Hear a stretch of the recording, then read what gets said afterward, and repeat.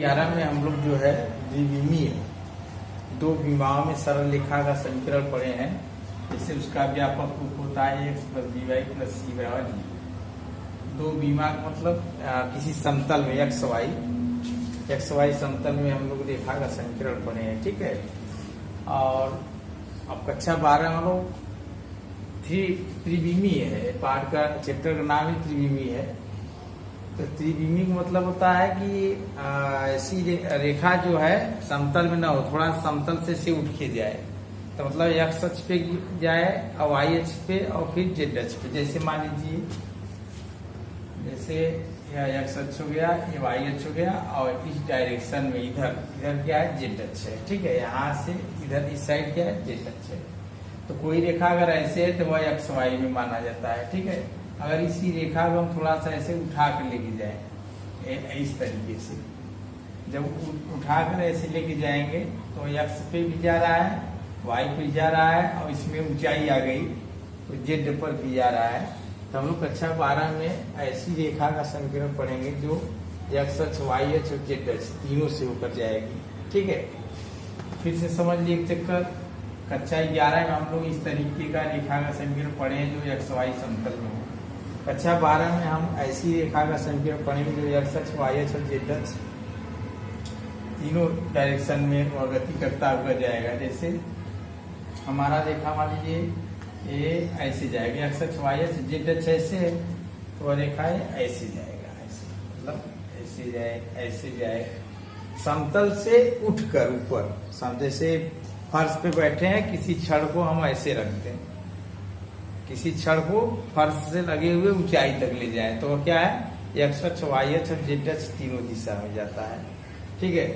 तो उसमें सबसे पहले क्या है, पहला टॉपिक है हमारा अंतरिक्ष में रेखा का समीकरण। अंतरिक्ष में रेखा का समीकरण है, इसमें इसके दो प्रकार पड़ेंगे, पहला और दूसरा। तो भिन्न भिन्न प्रतिबंध के आधार पर हम लोग जो है भिन्न प्रकार के सरल रेखा का समीकरण प्राप्त करेंगे। तो पहला है एक बिंदु से जाने वाली तथा एक सदिश के समांतर रेखा का समीकरण। ध्यान से समझिए, यह एक निर्देशांक है, एक्स अक्ष क्या है, वाई अक्ष, ठीक है।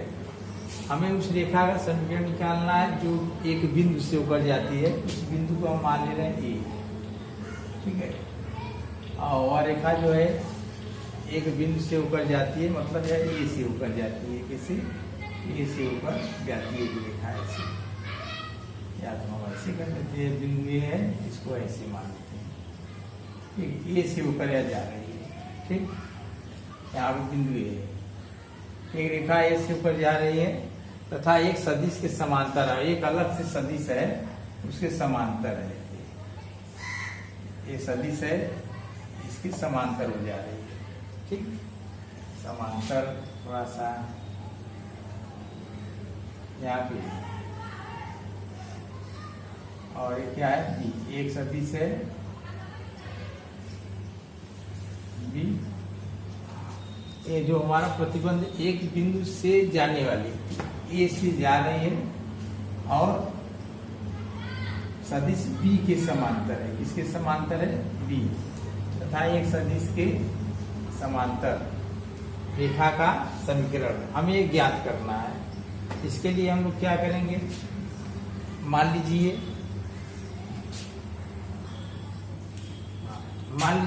कोई रेखा बिंदु ए से होकर जाती है।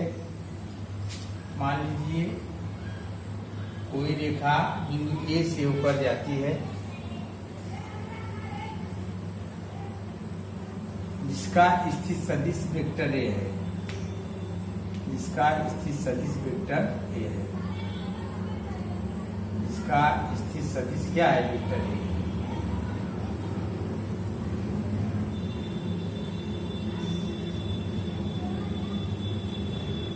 इसका स्थित सदिश क्या है, वेक्टर ए है, ठीक। अब लिखो, उस रेखा पर एक बिंदु P है,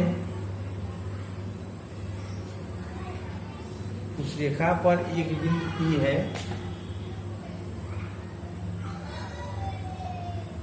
जिसकी स्थिति सदिश आर है, जिसकी स्थिति सदिश क्या है, आर है।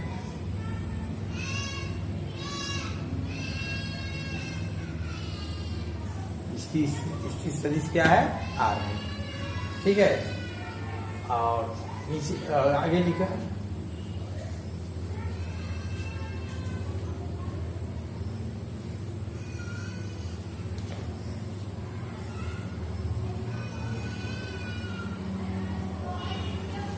चले, देखा यह रेखा सदिश बी के समांतर है, यह रेखा सदिश बी के समांतर है, यह रेखा सदिश बी के का समांतर है। ठीक है,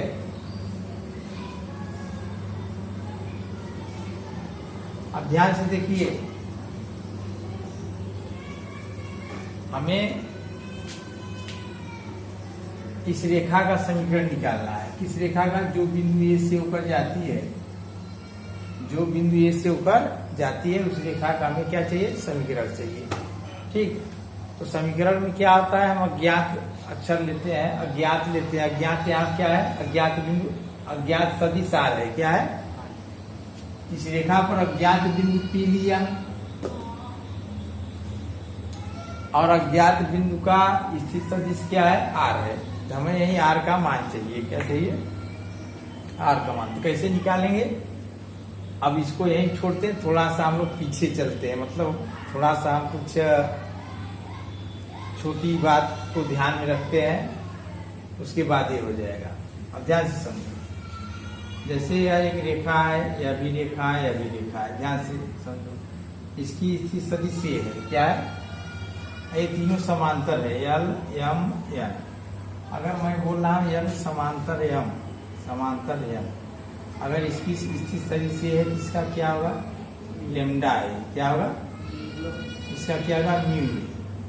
मतलब ये समांतर है, तो जो सदिश है वो क्या होगा, सेम होगा, लेकिन उसमें क्या होगा, गुणांक अलग अलग हो जाएंगे। समांतर का ये नियम होता है ना, जैसे यह समांतर है, और समांतर के लिए हम लोग क्या होता है, ए क्रॉस बी बराबर 0 बोले है ना, ये भी समांतर, दोनों क्रॉस क्या होगा, 0। अगर यह समांतर है तो इनका क्रॉस करो, 0 आ रहा है कि नहीं। जैसे यल एम एन समांतर है, तो ए और लेमडा ए का क्रॉस करो, कितना आएगा, ए क्रॉस लेमडा ए, 0 आया, नहीं आएगा। लेमडा बाहर कर लो, अचर है, ए क्रॉस ए 0। जब समान सदिश का क्रॉस होता है तो 0 नहीं आता है, समझ आया। तो यह समांतर हो गया। इसी तरीके से इसका भी क्रॉस करेंगे, क्या आएगा, 0 आएगा, यह भी समांतर हो गया। तो हम यह बताना चाहते थे कि अगर कोई दो रेखा आपस में समांतर है तो उनका सदिश जो है सेम होता है, बस उसके पहले कोई अचर पद लग जाता है, उसका गुणांक अचर हो जाता है। जैसे यह समांतर है तो इसका सदिश ये है, जिसका क्या होगा, लेमडा है। क्या होगा, यह समांतर है तो इसका सदिश ये है, जिसका क्या होगा, लेमडा है। लेमडा का मान कुछ भी हो सकता है अचर में। ठीक, यह समांतर है, इसका सदिश वेक्टर है, इसका भी सदिश क्या होगा, म्यू वेक्टर है। बात समझ आया। अब ध्यान से देखो, इसका उपयोग कहाँ है, इसका उपयोग देखो कहाँ है। यहाँ पर रेखा एपी जो है, पहले एपी की स्थिति सदिश लिख देते हैं। एपी बराबर क्या होता है, ओपी माइनस ओ ए, होगा कि नहीं। एपी बराबर क्या होगा, ओपी माइनस ओ ए। ये तो कई बार बताए हैं। एपी के बीच में क्या है, ओ है, तो ए ओ प्लस ओपी। एपी ज्ञात करना है तो ए ओ प्लस ओपी, तो ए ओ प्लस ओपी करोगे, ए ओ प्लस ओपी, ए ओ क्या लिखोगे, माइनस ओ ए प्लस ओपी, क्या हो गया, ओपी माइनस ओ ए हुआ ना। तो हम लोग डायरेक्ट कैसे करते हैं, जैसे वेक्टर एपी जब पूछेगा तो ओपी माइनस ओ ए, मतलब इसको पहले इसको बाद में। ओपी क्या है, R, vector R minus vector A. ठीक है, ओ ए मतलब ए की स्थिति सदिश, ओपी माने पी की स्थिति सदिश, समझ आया। अब चलो, एपी किसके समांतर है, वेक्टर बी के। चूंकि AP माने वेक्टर AP B के समांतर है, इसलिए AP बराबर क्या होगा, लेमडा बी। क्या होगा, लेमडा बी या एन बी, लेमडा बी या तो एन बी। AP बराबर क्या होगा, लेमडा बी। ये दोनों समांतर है ना, समांतर का क्या नियम बताया अभी हम बताया ना, जैसे यह ए है और यह इसके समांतर क्या होगा, लेमडा ए होगा कि नहीं। अब जैसे अब इसकी बी है, यह सदिश क्या है बी, अब इसी समांतर यह है तो क्या होगा, लेमडा बी। क्या होगा, AP बराबर लेमडा बी। अब AP के स्थान क्या लिखेंगे, वेक्टर R माइनस ए बराबर लेमडा बी, और वेक्टर R बराबर हो जाएगा A प्लस लेमडा ना।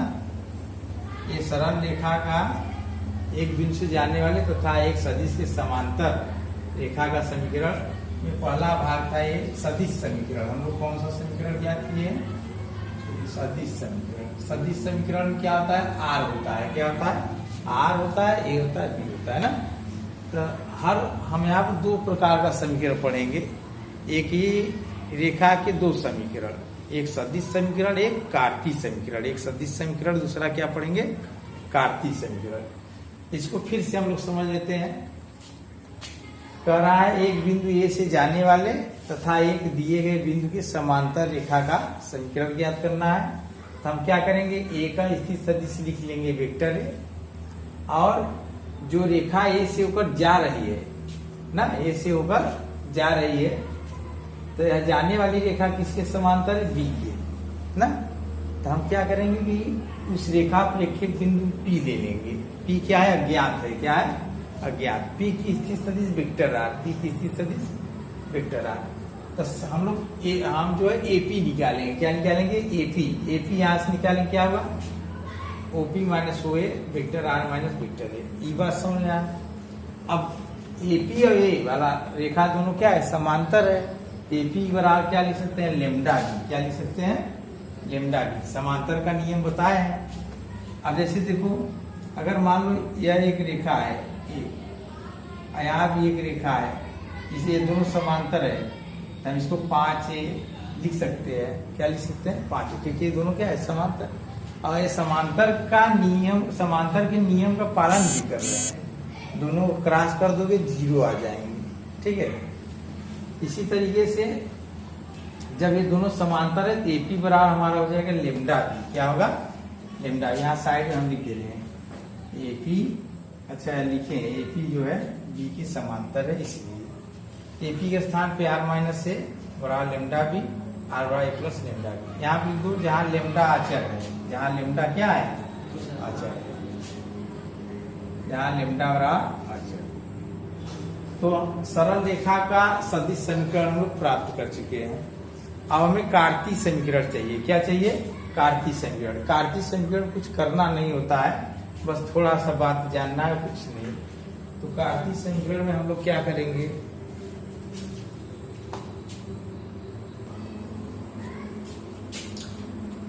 कार्तीय समीकरण में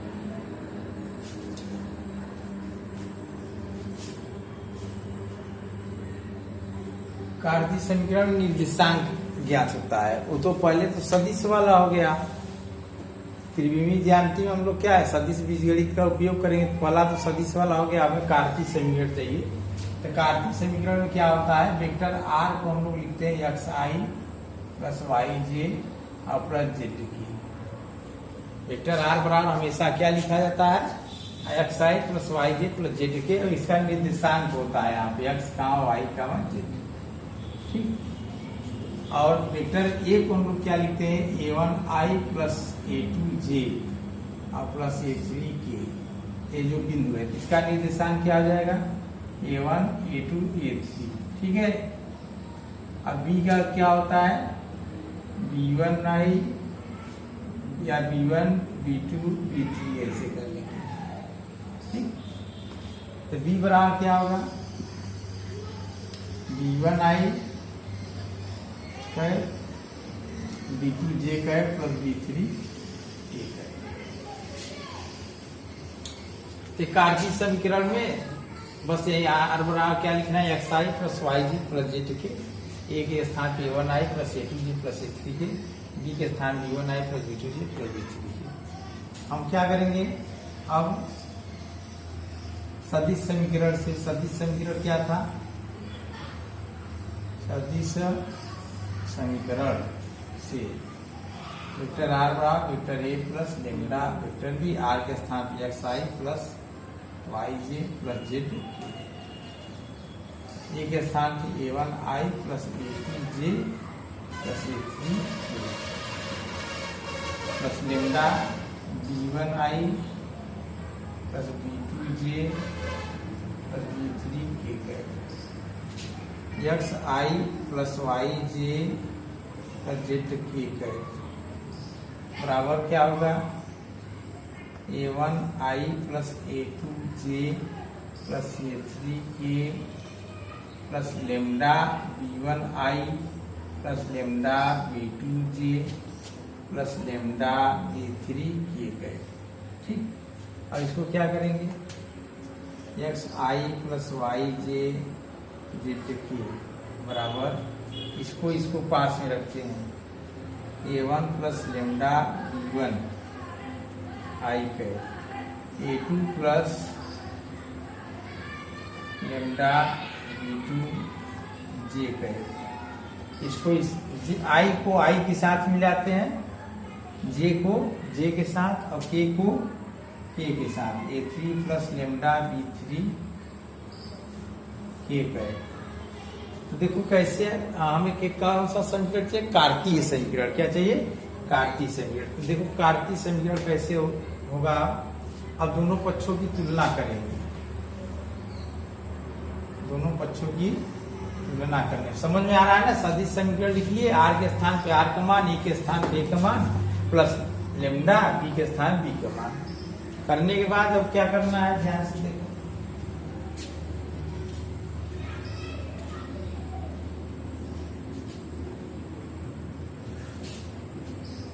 तुलना कर दीजिए दोनों पक्षों की तुलना करने पर, तुलना करेंगे क्या आ जाएगा, x बराबर आई के आई से, आई के आई से करेंगे क्या हो जाएगा, A1 प्लस लेमडा, इसको इस साइड लिखते हैं, x माइनस A1 बराबर lambda B1, x minus A1 अपान B1 बराबर लेमडा, एक बन गया।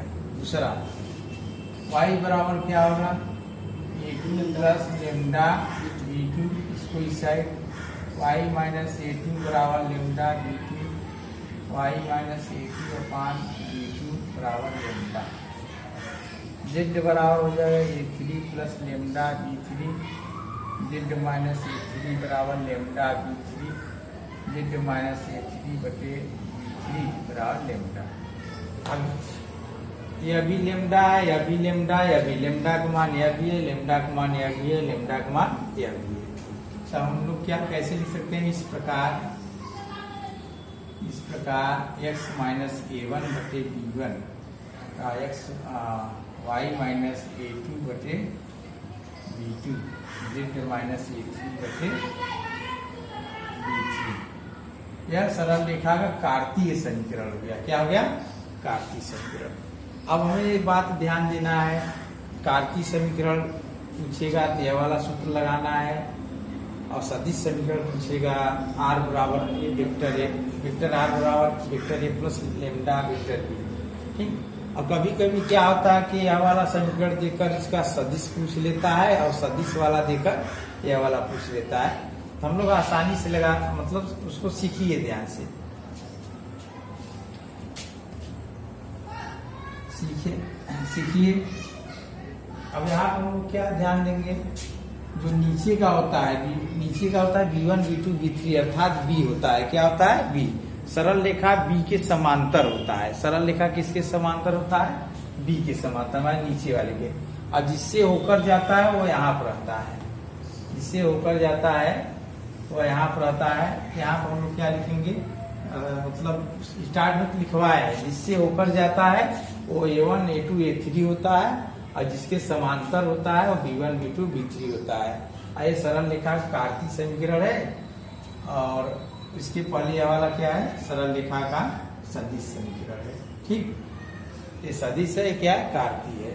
सदिश का कार्तीय निरूपण और कार्तीय से सदिश का निरूपण। ठीक, जब इससे सदिश वाला पूछेगा या वाला या वाला या वाला, उसको आई जे के में करके यहाँ पे लिख देंगे प्लस लेमडा करके इसको इसको इसको V1 I V2 J V3 करके यहाँ पे लिख देंगे तो क्या आ जाएगा, कार्तीय। और एक्स वाई जेड आर होता है, आर बराबर x i plus y j plus z के, और ए बराबर A1 I plus A2 J plus A3 के, और बी बराबर V1 I plus V2 J plus V3 के। बस इसमें बस एक ही बात ध्यान देना है, क्या कि अगर AP इसके समांतर है तो AP बराबर लेमडा बी होगा, और AP को निकालिए, AP बराबर क्या आता है, AO प्लस OP। AP निकालने के दो तरीका, AP बराबर लेमडा भी एक हो गया, और AP को इस सूत्र से निकाल लीजिए और दोनों बराबर कर लीजिए, समीकरण तैयार। अब अगला टॉपिक है दो बिंदुओं से होकर जाने वाली रेखा का समीकरण।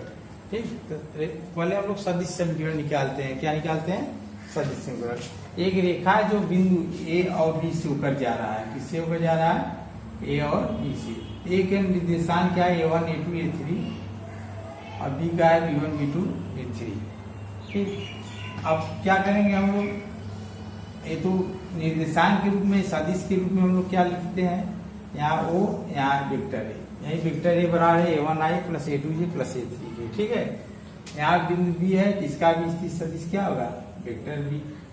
वेक्टर B बराबर लिखेंगे तो V1 I plus V2 J plus V3 के। ठीक, इस रेखा पर एक बिंदु हम P लेते हैं। क्या लेते हैं, P हमेशा ज्ञात होता है एक्स वाई जेड, तो P लेते हैं। P का निर्देशांक क्या था, एक्स कामा वाई कामा जेड। P की स्थिति सदिश क्या होगा, मतलब R। P की स्थिति सदिश क्या माना जाता है, R। R बराबर क्या था, x i plus y j plus z के। यहाँ पे देखिए ध्यान से, कुछ नहीं करना है, वही करना है। सबसे मतलब AB से होकर जाने वाली रेखा का समीकरण निकालना है, बिंदु A और बिंदु B से। तो इसमें इस रेखा को दो भाग में बांटते हैं। जैसे कि हम एक भाग AB ले लिए, AB बराबर क्या होगा बताओ, AB बराबर क्या होगा, OB माइनस OA होता है ना, ये वाला पहले, ये वाला बाद में। OB हो गया vector B minus vector B। ठीक, एक भाग तो AB हो गया, अब एक तो BP ले लीजिए चाहे AP ले लीजिए, हम AP ले रहे हैं। AP बराबर क्या होगा, AP बराबर होगा AO मतलब OP माइनस OA। OP का स्थान वेक्टर का समांतर या संपाती कर सकते हो ना, समांतर या संपाती। तो समांतर में भी A क्रॉस B बराबर 0 होता है। जैसे यह समांतर है, यहाँ ये है तो क्या होगा, लेमडा ए होगा ना, और संपाती भी रहेगा तो वही बात। जैसे वेक्टर ए है, यहाँ से यहाँ तक, फिर ये इसी पर कोई ऐसे गया है तो उसको हम लोग लेमडा ए मानेंगे। क्या मानेंगे, लेमडा ए। तो चलो AB बराबर B माइनस ए हो गया, और AP बराबर क्या हो गया, वेक्टर R माइनस ए। तो ये सूत्र क्या होगा, ध्यान से देखिए, सूत्र वहीं बैठाना है। AP बराबर क्या होगा, लेमडा AB। क्या होगा, AP बराबर लेमडा AB, या AB बराबर लेमडा AP, चाहे जो लिखो। ठीक है, AP बराबर लेमडा AB या AB बराबर लेमडा AP करो। ठीक है, लेमडा का मान अदिश है।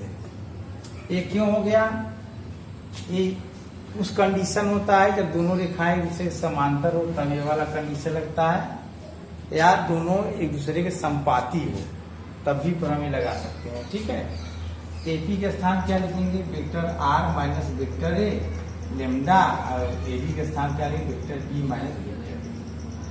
ठीक, अब इसको उस साइड में जो वेक्टर R बराबर वेक्टर A प्लस इधर जाएगा lambda vector B minus vector.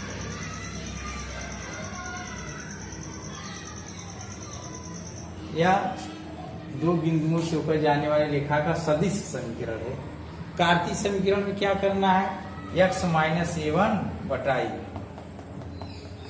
तो तो कार्तीय समीकरण हम लोग डायरेक्ट निकालेंगे।